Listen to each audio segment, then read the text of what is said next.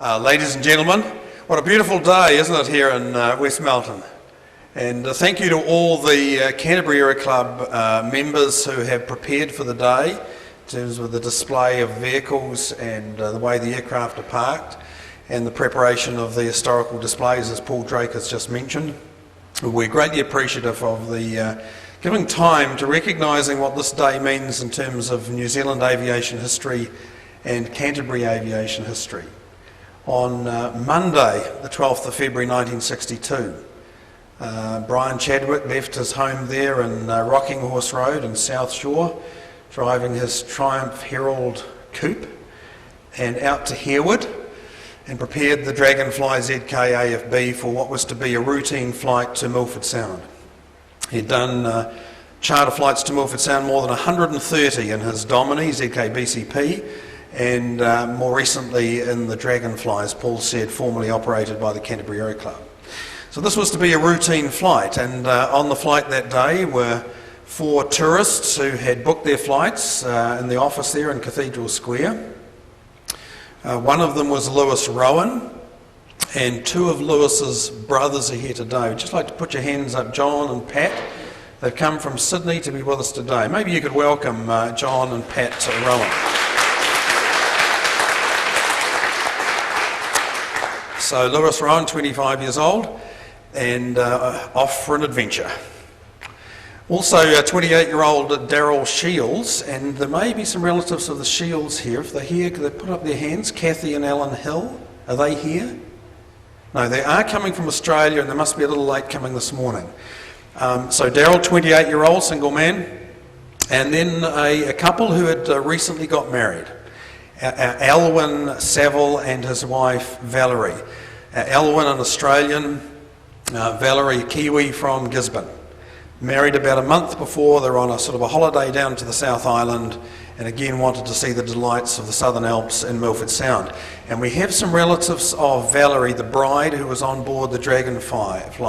Denise, is it? Just put your hand up there, Denise. And her husband there from Blenheim. Welcome to you.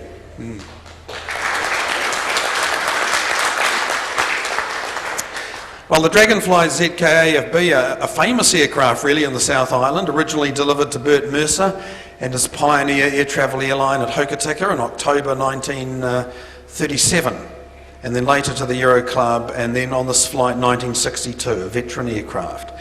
Took off from Christchurch International Airport, passed over not too far from here really, and disappeared. And to this day, nothing has been found. I can tell you that there are continuing initiatives and searches, and in fact just in the last few weeks I know of 3 on-the-ground searches in hotspot areas. And today we're going to have Gavin Grimmer sharing with us at 11 o'clock and Bobby Reeve at 1:30. Each of those people have taken significant initiatives in on-the-ground and aerial searches, and they'll be doing presentations about some of their work. So if you're able to be with us for that, that'll be a particular highlight.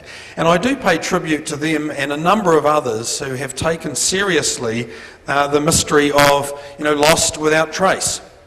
Now this is really the holy grail of missing aircraft in New Zealand, the mystique around Captain Chadwick, Pioneer pilot, RAF pilot during World War II, the honeymoon couple on board.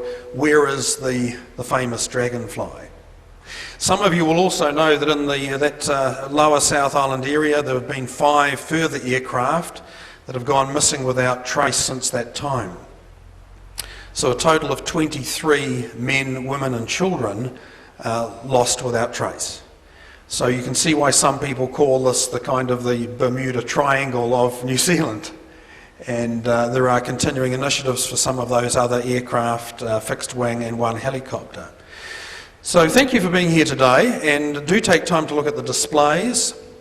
There's a number of books that pertain to historical aviation in Canterbury and New Zealand, and the Dragonfly in particular. We've discounted some of the books.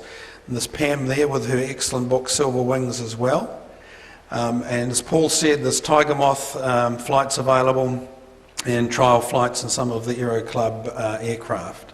So 11 o'clock, Gavin Grimmer will be leading us here in his presentation about some of his Google Earth work and his aerial and on-the-ground searches as to where the Dragonfly might be. Thank you, ladies and gentlemen.